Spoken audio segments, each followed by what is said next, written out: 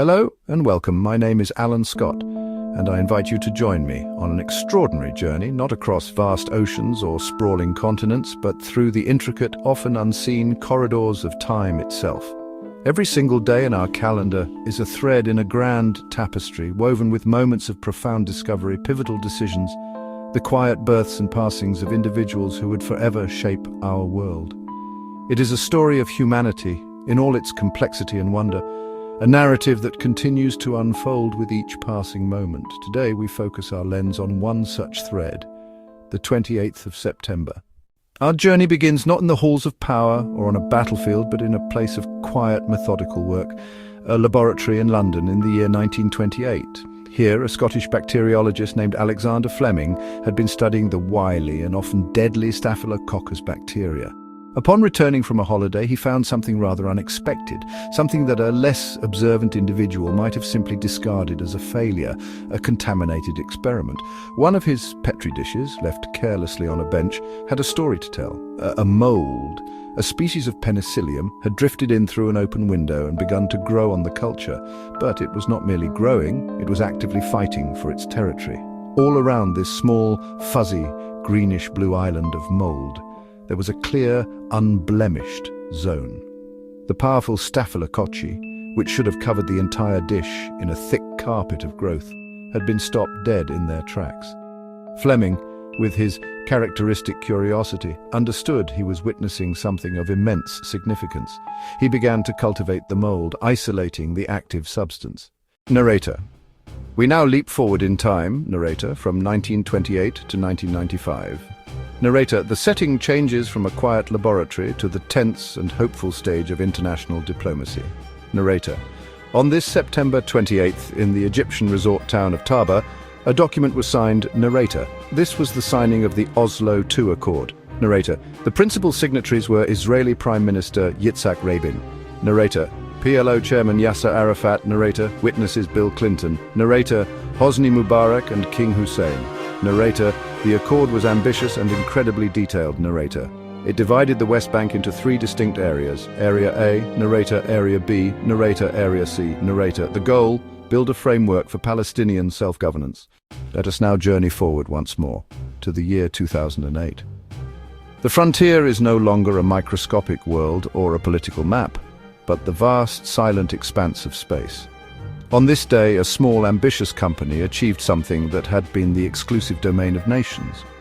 On September 28, 2008, SpaceX's Falcon 1 rocket successfully reached Earth's orbit. This was not their first attempt, it was, in fact, their fourth. The previous three launches had ended in heartbreaking failure. Engines catching fire, rockets spinning out of control, stages failing to separate. The company, led by the determined and visionary Elon Musk, was on the brink of collapse. They had enough resources for one final try. Everything, the future of the company and the dream of private spaceflight, was riding on this single launch. The Falcon 1 lifted off from Omelek Island in the Kwajalein Atoll, a remote speck in the Pacific Ocean. As it ascended, the world watched with bated breath. The first stage burn was perfect. The separation was clean. The second stage engine ignited, pushing its small payload faster and higher. We must now take our greatest leap back in time, traveling over 2.5 millennia into the past, to the year 551 BC. On or around this day, tradition holds that a child was born in the state of Lu in what is now modern-day Shandong province. His name was Kong Chu. He would become known as Kong Fuzi, Master Kong Confucius. He was born into a world of great social and political turmoil. The once mighty Zhou dynasty was fracturing. China was divided into numerous rival states, constantly warring with one another. It was into this fractured world that Confucius sought to bring order. Unlike many great thinkers, Confucius did not claim to be a prophet or to have received divine revelation. Instead, he looked to the past, to the golden age of the early Zhou dynasty, which he saw as a time of harmony and virtue.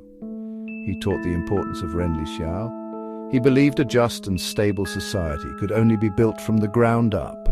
His sayings were recorded and later compiled into the Analects, seeds that grew into a mighty tree, shaping East Asia for millennia. Our final visit on this day's timeline brings us to the Vatican City in 1978. A story of hope and warmth came to a sudden, shocking end.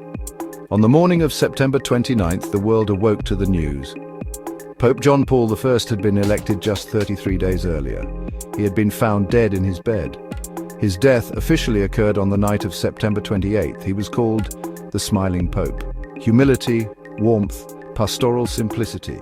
He rejected papal ceremony and grandeur. Born Albino Luciani, he was the first pope to take a double name. The abruptness and initial Vatican handling spawned conspiracy theories. He was holding the imitation of Christ. Contradictions arose. Who found him, at what time, what papers he was reading. No autopsy was performed. Some theories claim murder tied to Vatican bank corruption. Others point to plans to liberalize contraception or to rooting out Freemasons. Most historians accept the heart attack explanation. His death on September 28, 1978, remains poignant and debated. His death created a vacuum of shock and grief. And so, our journey through the 28th of September comes to a close. We have seen how, on this one single date, across the vast expanse of time, the threads of our human story have been woven in the most remarkable ways. We witnessed the dawn of the antibiotic age in a London lab. We witnessed a fragile hope for peace signed in the Egyptian desert. We witnessed a private venture conquering the heavens. We witnessed the birth of a philosophy that would shape a continent. We witnessed the sudden, sad end of a beloved leader's reign, each event a world unto itself, yet all sharing this one common marker in time. These moments remind us that history is alive, comprised of individual choices, accidents, triumphs, and tragedies. Which of these events surprised you the most? Share your thoughts in the comments below. I would be fascinated to read them.